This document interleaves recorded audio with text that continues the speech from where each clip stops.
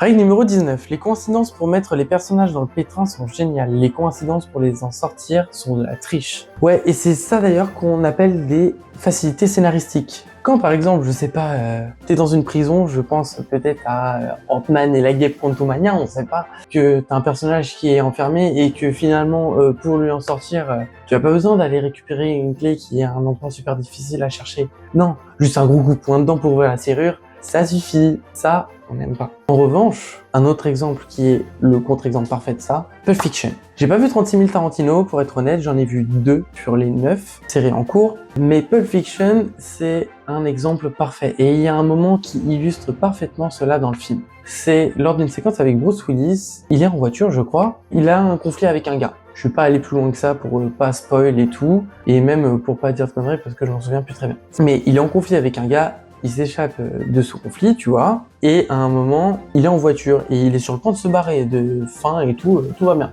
Mais v'là-t-il pas que il attend au feu rouge et qui traverse la rue, le gars en question. Ça, c'est pas de chance. Ça, c'est pas de chance, mais on n'a pas l'impression que c'est un truc tiré par les cheveux pour faire avancer l'histoire. Là, tu te dis juste, oh merde, tu te demandes ce qui va se passer ensuite. Ça crée un peu une tension et tout, et c'est vachement cool. Je vous conseille de voir Pulp Fiction, c'est vachement intéressant quand même comme film. C'est pas du goût de tout le monde, surtout que Tarantino il a son univers bien à lui, mais ça reste quand même quelque chose.